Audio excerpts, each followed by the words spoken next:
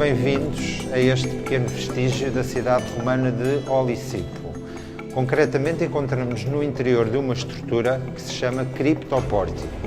Cripto porque está oculta, está escondida, e pórtico porque consiste nesta série de galerias abobadadas que estão dispostas paralela e perpendicularmente umas às outras, formando uma espécie de uma plataforma nivelada e artificial. Nós presumimos que numa primeira fase, portanto a primeira fase construtiva do criptopórtico tenha ocorrido logo no século I depois de Cristo,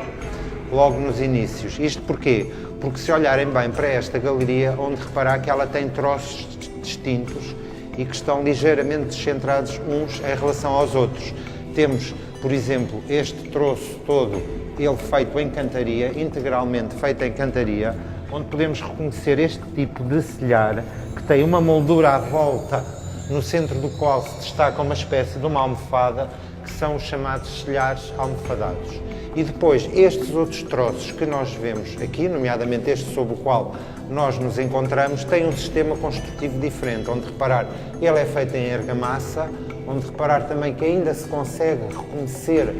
os negativos das madeiras da cofragem, portanto, que foram usadas para fazer a sustentação da argamassa que foi colocada para dar a forma à galeria e que está ligeiramente descentrada em relação aos troços que serão os mais antigos. Ao fim de 2000 anos, esta estrutura continua ainda a desempenhar a função para a qual ela foi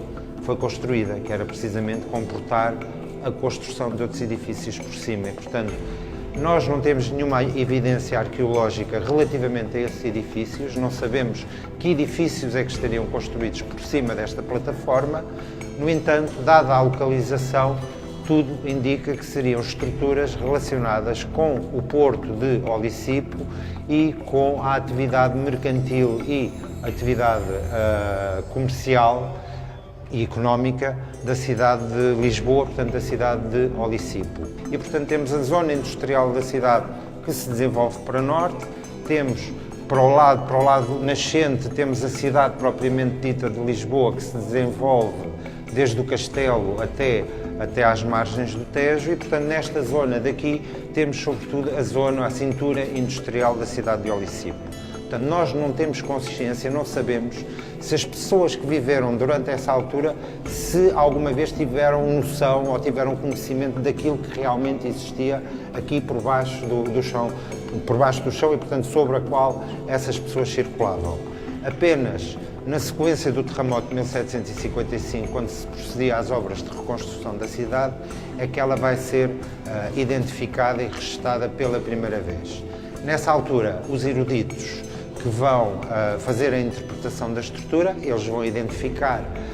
este criptopórtico como sendo uma estrutura de construção romana, e bem, e vão encontrar uma estrutura que está parcialmente inundada e, portanto, muito associada à água. Por outro lado, nos aterros e nos entulhos que se encontravam no interior da estrutura e à volta dela, eles vão encontrar uma inscrição dedicada ao deus Esculápio, que é o deus da medicina. E, portanto, à luz do conhecimento que essa gente tinha nessa altura, portanto, esses eruditos, eles vão interpretar a estrutura como sendo as termas romanas de Olisipo.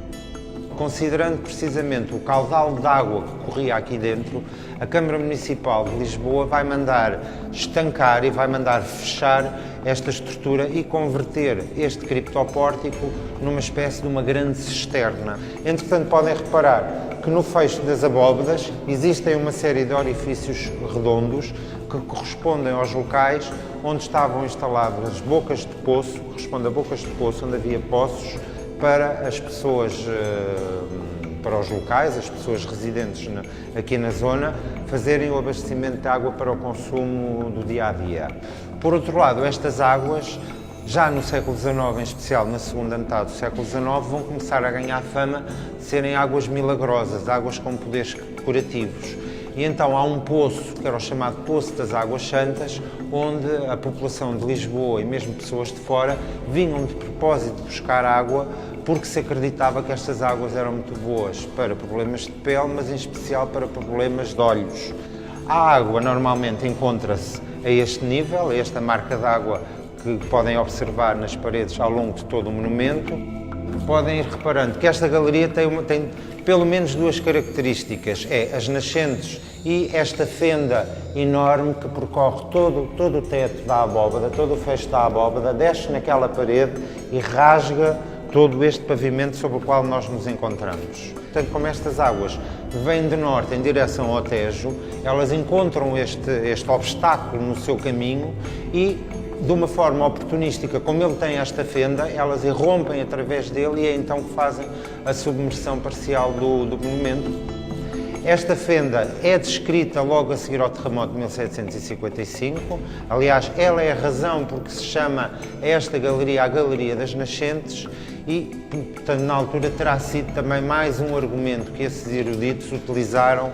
para considerar que estas seriam os termos e que aqui seria a Galeria das Nascentes. Esta estrutura não é uma mera curiosidade patrimonial, é uma estrutura que, apesar dos seus 2000 anos, dos